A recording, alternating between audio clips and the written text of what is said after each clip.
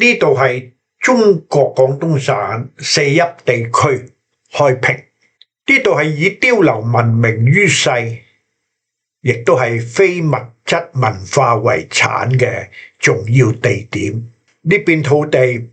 唔單止擁有獨特嘅建築風格，仲孕育咗一位名叫司徒惠嘅傑出人。司徒惠學長出生於開平赤坎鎮，在佢嘅成長過程中，佢係受到當地文化嘅熏陶，並且喺嶺南大學接受咗良好嘅教育，唔止係一位出色嘅教育家，仲係一位優質嘅畫家。佢嘅畫作學生曾景文喺50、60年代成為咗美國著名嘅華人畫家之一，並且獲得到國際認可。喺1904年，司徒惠學長轉入嶺南學堂，師承美國教育家 Henry Gabriel。Henry Gabriel 喺1900年初引入咗嶺南第一首校歌。呢首歌嘅歌詞係源於美國著名嘅民謠歌手 A.S. Thompson。Henry Gabriel 就憑着 A.S. Thompson 呢首 Annie Louise 嘅歌曲，以英文填詞，歌詞中描述咗嶺南康樂校園嘅美景，白雲山、珠江同埋其他校園嘅壯麗景色。佢寫到話 ：Block the plain before us reaches, calm the tides that flow. Far the mountains ever got us, on in strength we go。以上嘅歌詞已經形容咗嶺南校園嘅廣闊嘅情懷。佢呢首歌讓學生們一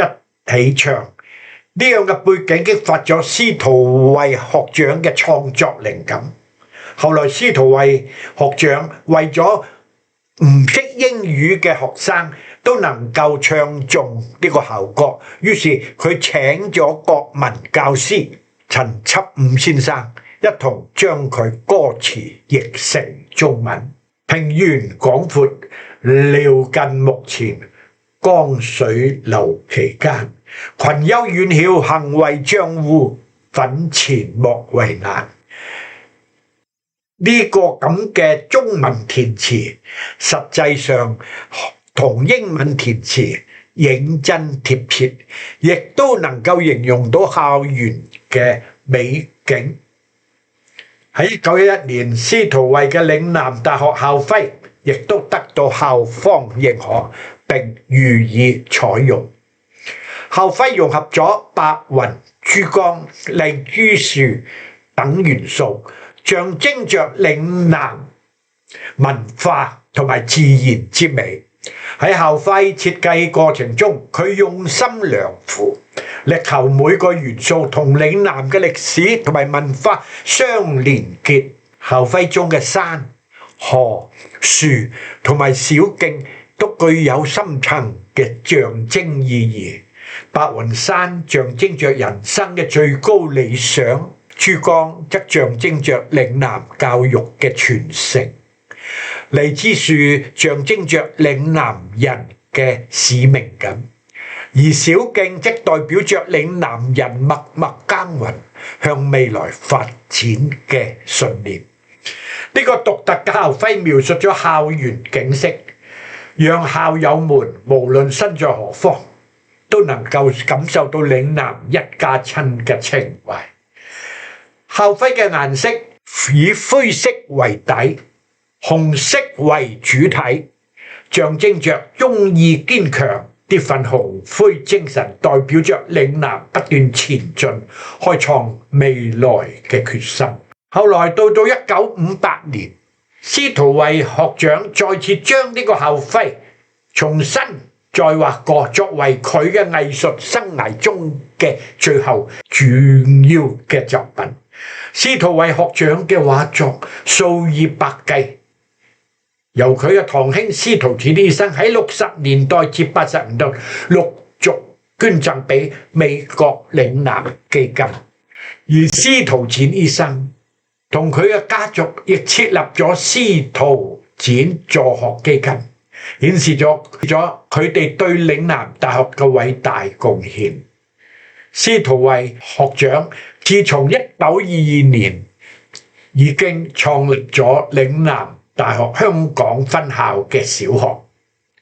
呢個係嶺南喺香港教育奠定咗一個基礎。總之，除咗教育方面嘅貢獻，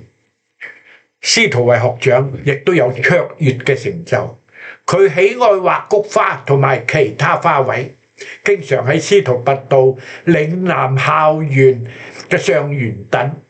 喺嗰度寫生。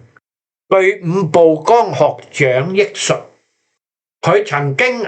喺細個12、13歲嘅時間讀緊小學3年班，佢目睹司徒惠學長喺校園被一群小學嘅學生圍住，聽佢講故事，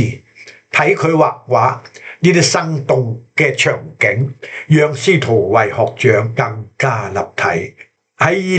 2025年，司徒惠學長嘅135誕辰紀念，我哋懷着敬仰紀念呢位偉大嘅教育家同埋藝術家，佢嘅精神繼續激勵各個領域嘅嶺南人，成為我哋追求卓越嘅榜樣。多謝大家。